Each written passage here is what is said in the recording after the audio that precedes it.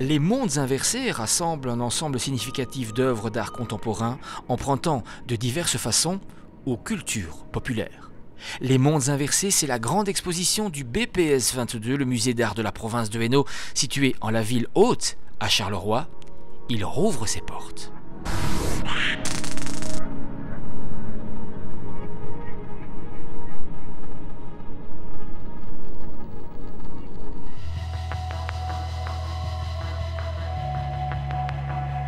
Un même dessin de Christian Rollet a été transmis à un ensemble d'écrivains. L'étape suivante consistant à produire un geste plastique sur le papier inspiré par le texte, une forme de va-et-vient. Cette triple exposition est constituée des créations à 4 mains ainsi que de la présentation de réalisations antérieures de l'artiste mêlant mots, traits et couleurs. C'est dans le cadre de l'art dans la ville. Mon âme, le diable et mon frigo.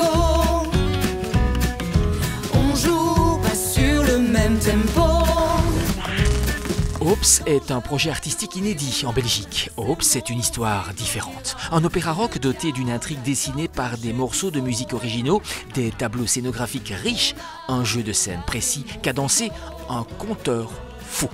On forme un dangereux trio.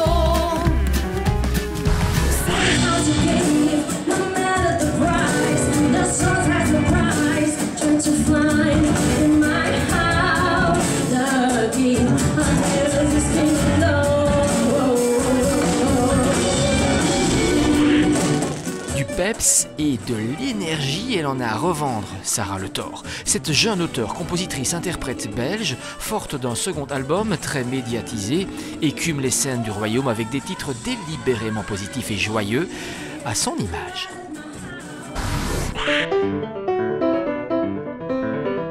Le principe est simple. Tout d'abord, Bach commence par un air calme, simple, limpide comme une eau d'un lac de montagne. Cet air est suivi de 30 variations, ni plus ni moins qu'une improvisation, une pensée musicale qui se développe avec ses doutes, ses hésitations, ses fulgurances, ses emballements.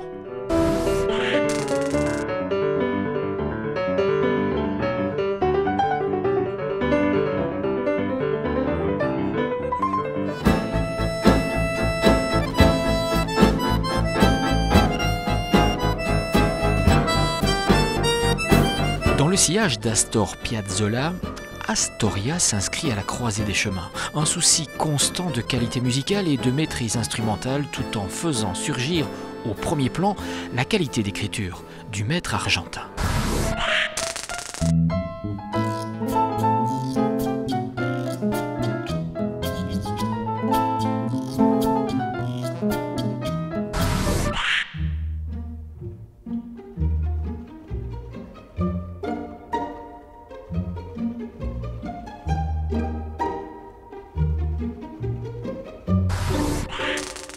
Une résidence internationale, des soirées de projection, une compétition de cours, des rencontres autour du cinéma documentaire.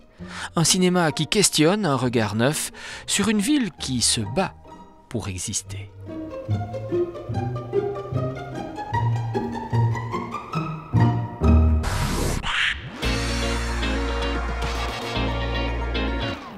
L'art dans la ville focalise le rapport entre le passé et le présent, le patrimoine et la création contemporaine. Sculptures, peintures, gravures, photographies, œuvres textiles sont présentées dans des lieux connus de Tournai.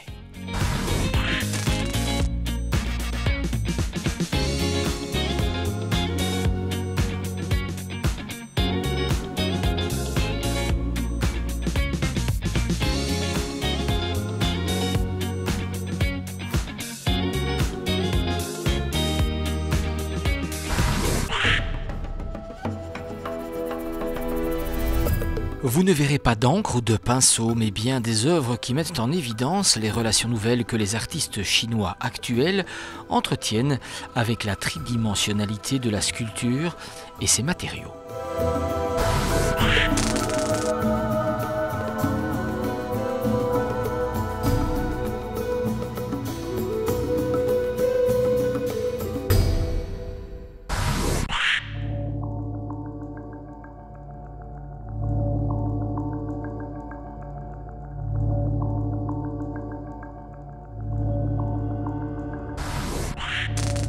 Merveilleux et magique, branché sur l'infini, le nuage est pour tout être humain la plus fantastique des machines à rêve.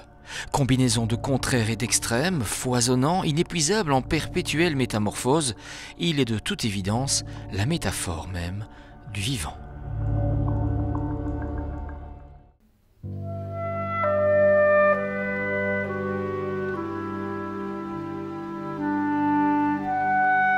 Fontenoy, 11 mai 1745, l'armée française du maréchal de Saxe livre bataille aux Alliés venus libérer la ville et la citadelle de Tournai. Waterloo, 18 juin 1815, le duc de Wellington et son armée se battent contre les hommes de Napoléon jusqu'à l'arrivée des renforts prussiens. De Fontenoy à Waterloo, une exposition exceptionnelle.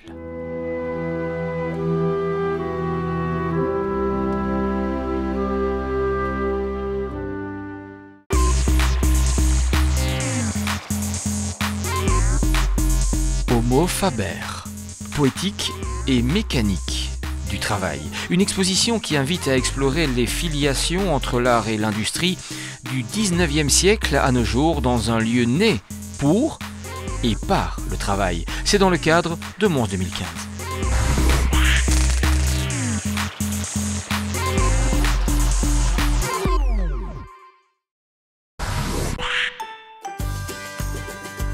Cette exposition d'art contemporain présente un ensemble d'artistes intéressés par les phénomènes de circulation, de diaspora et de transfert de culture.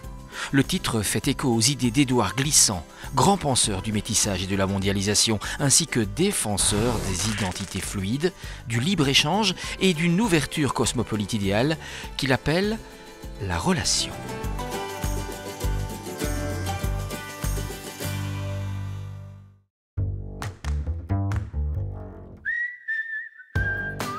C'est en mars 1879 que Vincent van Gogh évoque pour la première fois la maison 681, rue du Petit Ouham. La maison appartient à un boulanger du nom de Jean-Baptiste Denis et aura un rôle prépondérant dans le parcours de l'artiste. Aujourd'hui, cette maison revit par sa restauration pure et simple.